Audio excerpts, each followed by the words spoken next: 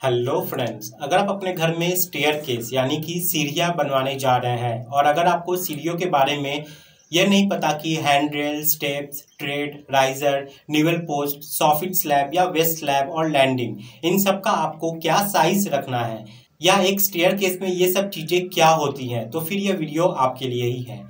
क्योंकि आज मैं इस वीडियो में आपको स्टेयरकेस के बारे में 25 ऐसी बातें बताने जा रहा हूं जो शायद ही आपको कोई बताएगा। साथ ही साथ मैं ये भी बताऊंगा कि एक अच्छी सीढ़ी बनाने के लिए आपको कम से कम कितना जगह होना चाहिए या कम से कम कितने जगह में आप एक अच्छी स्टेयरकेस बना पाओगे, ताकि आपका स्टेयरकेस मजबूत बने और आपको सीढ़ियों पर चढ़ने पर कोई दिक्कत ना हो या उतरने में कोई दिक्कत ना हो। क्योंकि दोस्तों, सीढ़ियों हमारे घर का एक बहुत ही अहम हिस्सा होता है, जिसका प्रॉपर साइज और लोकेशन हमारे घर के कंस्ट्रक्शन में एक बहुत ही बड़ा रोल प्ले करता है। इसके साथ साथ वास्तुशास्त्र में भी सीढ़ियों को बहुत ही ज़्यादा इंपॉर्टेंस दी गई है। इसलिए सीढ़ियाँ बनाते वक्त आपको सीढ़ियों के प्रॉपर साइज और लोकेशन की जानकारी जरूर होनी चाहिए। तो जनरली आज की इस वीडियो में मैं मेनली 4 चीज़ों पर फोकस करूंगा। नंबर 1, सबसे पहले मैं आपको स्टेयरकेस के सभी पार्ट्स के स्टैंडर्ड साइज के बारे में बताऊंगा। नंबर 2, हम स्टेयरकेस के मिनिमम साइज रिक्वायरमेंट के बारे में जानेंगे कि स्टेयरकेस बनाने के लिए आपको कम से कम कितनी जगह लगेगी। नंबर 3, मैं आपको बताऊंगा कि आपको अपने घर में सीढ़ियाँ किन किन लोकेशन पर प्रोवाइड करनी चाहिए और किन किन लोकेशन को अवॉइड करना चाहिए। और वीडियो के लास्ट में मैं आपको स्टेयरकेस को लेकर कुछ इंपॉर्टेंट वास्तु टिप्स भी दूंगा। मतलब कि आज आपकी स्टेयरकेस को लेकर जितनी भी कंफ्यूजन है हम इस वीडियो में क्लियर करेंगे। तो अगर आप अपना घर बनवाने जा रहे हैं तो आज की वीडियो आपके लिए बहुत ज़्यादा इंपॉर्टेंट होने वाली है, इसलिए वीडियो में अंत तक जरूर बने रहें, आपको इससे बहुत ज़्यादा मदद मिलेगी। तो फ्रेंड्स, मैं हूं सिविल इंजीनियर मुकेश और आपका तहे दिल से स्वागत करता हूं आपके चैनल लर्निंग सिविल टेक्नोलॉजी में। तो चलिए वीडियो को शुरू करते हैं।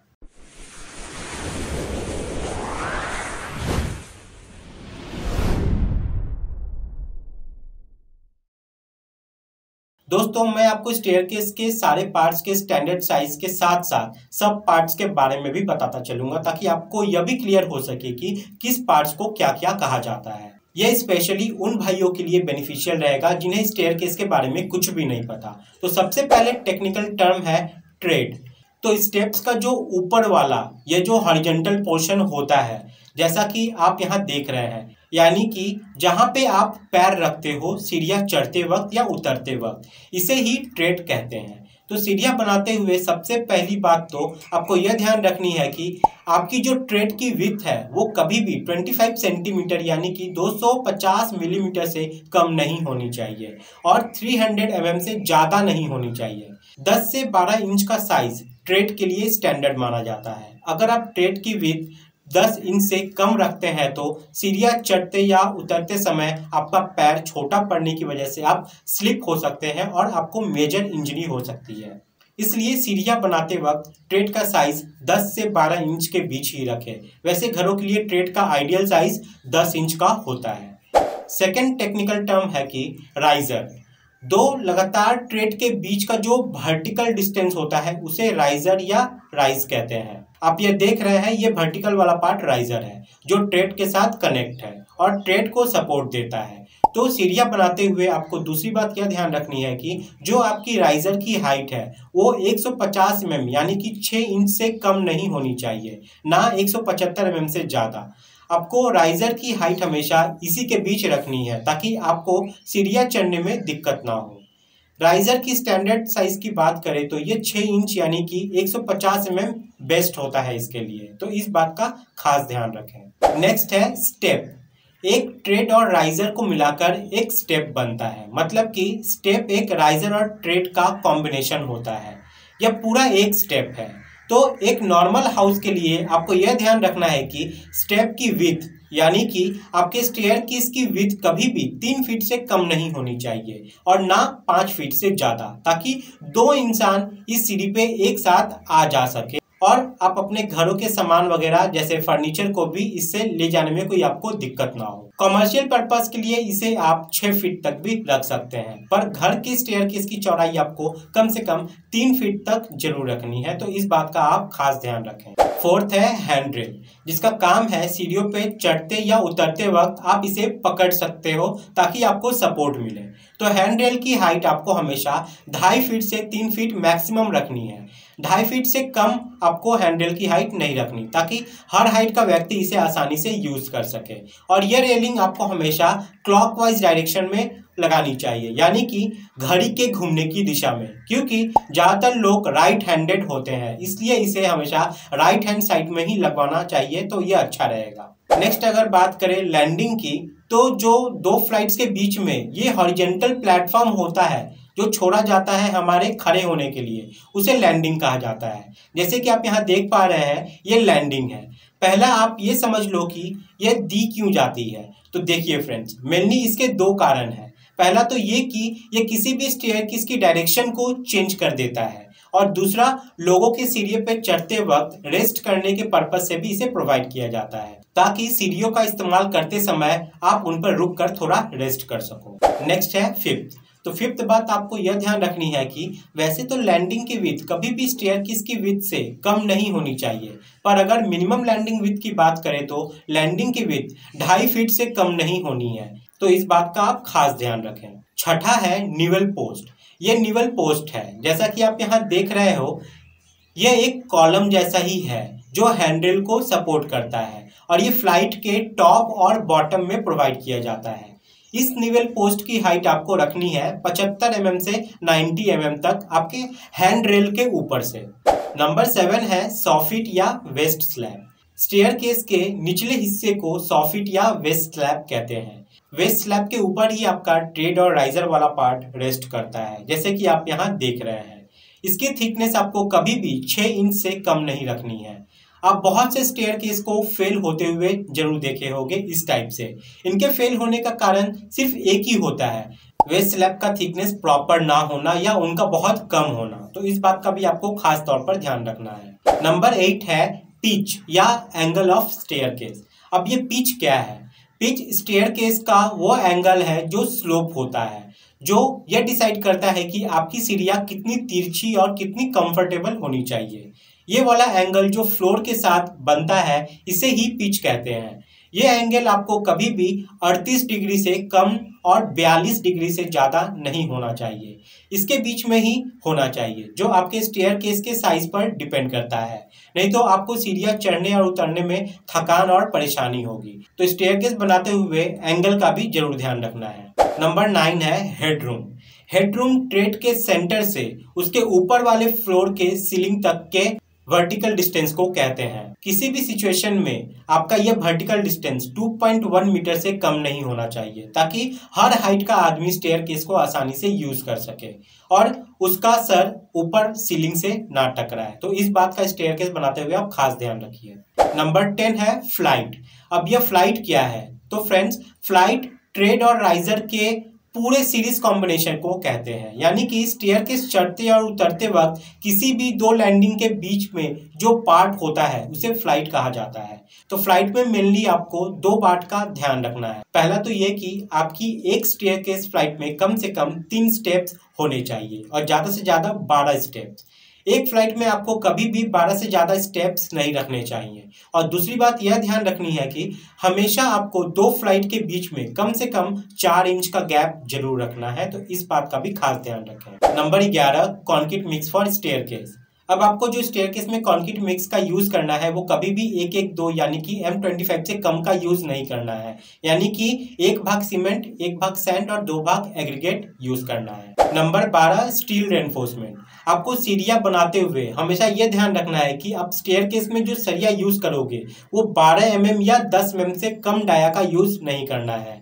ये विशेष तौर पे ध्यान रखिएगा, क्योंकि ज्यादातर लोग स्टेयरकेस में 8 mm का सरिया यूज करते हैं, जो सही नहीं है और बाद में बहुत प्रॉब्लम आती है। तो इस बात का आप खास ध्यान रखें। नंबर 13, एक अच्छी स्टेयरकेस बनाने के लिए आपको बिल्डिंग की हाइट कभी भी 10 फीट से कम नहीं रखनी है, यानी कि आपको floor to floor building height कम से कम 10 फीट जरूर होना चाहिए। नंबर 14, आप हमेशा ध्यान रखिए कि एक अच्छे स्टैंडर्ड साइज के स्टेयरकेस बनाने के लिए आपको रूम की विड्थ कम से कम 6 फीट रखनी है और हाइट, जैसा कि मैंने आपको पहले ही बताया, 10 फीट रखनी होगी। यानी कि 10 फीट बाई 6 फीट में आप एक अच्छी स्टेयरकेस बना पाओगे, ताकि इससे सामान उतारने या चढ़ाने में कोई दिक्कत ना हो। तो ये तो है एक सीढ़ी बनाने के लिए स्टैंडर्ड साइज की गाइडलाइंस। आइए अब हम समझते हैं कि एक सीढ़ी बनाने के लिए हमें कम से कम कितनी जगह की जरूरत होती है, जो ज्यादातर लोगों के लिए एक कंफ्यूजन ही रहती है अपने घर की सीढ़ियां बनाते हुए। तो चलिए इस कंफ्यूजन को क्लियर करते हैं। ये कंफ्यूजन क्लियर करने के लिए सबसे पहले आप एक बात समझ लीजिए कि किसी भी स्टेयरकेस का साइज मेनली 5 फैक्टर्स पे डिपेंड करता है। नंबर 1, टाइप ऑफ स्टेयर्स, कि आप किस टाइप का सीढ़ी बनाना चाहते हैं, स्पाइरल, सर्कुलर, स्ट्रेट या डॉगलेट। नंबर 2, ये डिपेंड करता है आपके फ्लोर टू फ्लोर हाइट पे। तीसरा, ये डिपेंड करता है कि आपकी राइजर की हाइट क्या है, क्योंकि जितना ज्यादा आपकी राइजर की हाइट होगी उतना ही ज्यादा आपका स्पेस लगेगा। चौथा ये है कि फ्लोर लेवल पे आपकी बिल्डिंग की हाइट क्या है। और पांचवा, ये डिपेंड करता है कि आपकी फ्लाइट की विड्थ यानी कि चौड़ाई के लिए कितनी जगह है। तो मेनली इन्हीं 5 फैक्टर पे किसी भी स्टेयरकेस का साइज डिपेंड करता है। तो एरिया की बात करें तो कम से कम आपको एक स्टैंडर्ड स्टेयरकेस बनाने के लिए 66 स्क्वायर फीट की जगह तो चाहिए ही चाहिए, यानी कि 11 फीट बाई 6 फीट की जगह। अगर आपको इसका कैलकुलेशन डिटेल में समझना है तो मैंने ये वीडियो बनाया हुआ है, इसे आप एक बार जरूर देखिए। आई बटन में इसका लिंक मिल जाएगा। इसके साथ ही मैंने इस वीडियो का डिस्क्रिप्शन में भी मैंने लिंक दे दिया है, आप जाके उसको एक बार डिटेल में जरूर देखें। अब मैं जो नेक्स्ट 10 बातें बताने जा रहा हूँ ये स्पेशली उन लोगों के लिए है जो वास्तुशास्त्र में बिलीव करते हैं। जो नहीं करते वो इस वीडियो को यहीं स्किप कर सकते हैं। सबसे पहले यह बात करते हैं कि अकॉर्डिंग टू वास्तु सीढ़ियों के लिए बेस्ट डायरेक्शन कौन सी होती है, हमें किन किन डायरेक्शन में सीढ़ियां बनानी चाहिए और किन किन डायरेक्शन को अवॉइड करना चाहिए। सीढ़ियां हमारे घर का बहुत ही खास हिस्सा होता है, जो हमारे घर में पॉजिटिव एनर्जी लाने के साथ साथ हमारे जीवन पर भी विशेष प्रभाव डालता है। इसलिए वास्तु में सीढ़ियों का बहुत ज्यादा इंपॉर्टेंस दी गई है। इसलिए मकान को बनाते समय या खरीदते समय सीढ़ियों के सही दिशा का भी जरूर ध्यान देना चाहिए। तो चलिए सबसे पहले मैं आपको यह क्लियर कर देता हूं कि सीढ़ियों के लिए सही दिशा कौन सी है। तो अकॉर्डिंग टू वास्तु सीढ़ियों के लिए 3 डायरेक्शन सबसे सर्वश्रेष्ठ माने गए हैं, साउथ, वेस्ट और साउथ वेस्ट डायरेक्शन। मीन्स दक्षिण पश्चिम और दक्षिण पश्चिम कॉर्नर को, जिसमें साउथ वेस्ट डायरेक्शन सबसे बेस्ट और एक्सीलेंट डायरेक्शन होता है स्टेयरकेस के लिए। सेकेंड, आप पूरी की पूरी सीढ़ी या तो दक्षिण में बना ले या पूरी पश्चिम में, क्योंकि according to vastu north east और नॉर्थ वेस्ट के कंपैरिजन में साउथ ईस्ट और साउथ वेस्ट हमेशा भारी होना चाहिए। वैसे आप साउथ ईस्ट और नॉर्थ वेस्ट में भी सीढ़ियां बना सकते हैं, पर साउथ वेस्ट और साउथ डायरेक्शन सीढ़ियों के लिए सबसे बेस्ट डायरेक्शन है। तो सीढ़ियां बनाते हुए सही दिशा का भी जरूर ध्यान रखें।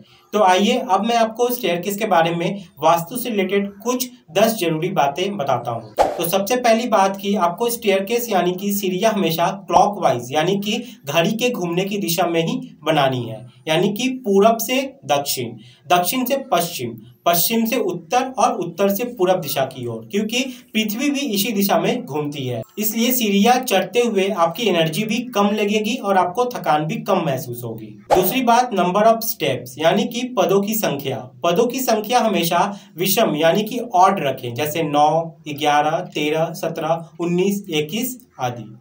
तीसरी बात, जितना हो सके सर्कुलर और स्पाइरल स्टेयरकेस घर में अवॉइड करें, यह वास्तु के हिसाब से सही नहीं होता। चौथी बात, अगर आप सीढ़ियां सही दिशा में भी बनाते हो साउथ और वेस्ट में, तब भी आपकी सीढ़ियां या तो पूरब से शुरू होकर पश्चिम की ओर जानी चाहिए या उत्तर से शुरू होकर दक्षिण की ओर जानी चाहिए, क्योंकि सीढ़ियां एनर्जी कैरियर होती है जो अपने साथ साथ एनर्जी कैरी करके चलती है। इसलिए इनकी शुरुआत हमेशा अच्छी दिशाओं से ही करें ताकि ये अपने साथ पॉजिटिव एनर्जी लेकर आ सके। पांचवी बात, आपको यह ध्यान रखनी है कि सीढ़ियों के नीचे की जो जगह है वो आपको हमेशा खाली रखनी है। यहाँ किसी भी तरह का टॉयलेट, बाथरूम, किचन और मंदिर वगैरह नहीं बनाना है। यह जगह आप डिफरेंट तरह के फ्लावर या आर्टिफिशियल फ्लावर या शोपीस के डेकोरेशन के लिए कर सकते हैं, या अगर जगह की कमी है तो आप स्टोर रूम भी बना सकते हैं। नंबर 6, आपको सीढ़ियों पर ना शुरुआत में, ना बीच में, ना सीढ़ियों के एंड में किसी भी तरह की भगवान की फोटो या पोस्टर, घर वालों की फोटो वगैरह नहीं लगानी है। यहाँ आप फूल या माउंटेन वगैरह का पेंटिंग लगा सकते हैं। 7वां, आपके फ्रंट गेट के सामने मीन्स घर की एंट्री के सामने स्टेयरकेस नहीं होनी चाहिए। थोड़ा दाएं या बाएं बना सकते हो पर बिल्कुल भी सामने ना हो।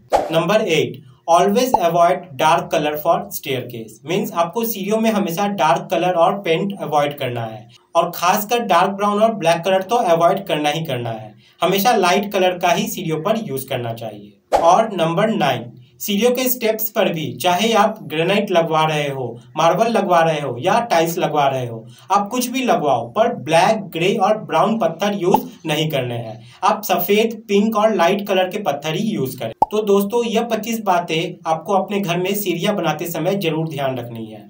आई होप कि दी गई जानकारी आप लोगों के लिए यूजफुल रही होगी। अगर जानकारी अच्छी लगी है तो वीडियो को लाइक और शेयर करना ना भूलें। अब हमारे चैनल लर्निंग सिविल टेक्नोलॉजी को सब्सक्राइब भी कर सकते हैं अगर आप सिविल इंजीनियरिंग और हाउस कंस्ट्रक्शन से रिलेटेड वीडियोस देखना पसंद करते हैं। तो वीडियो में यहाँ तक बने रहने के लिए आप लोग का बहुत बहुत धन्यवाद। मिलते हैं गाइस नेक्स्ट वीडियो में, तब तक के लिए जय हिंद।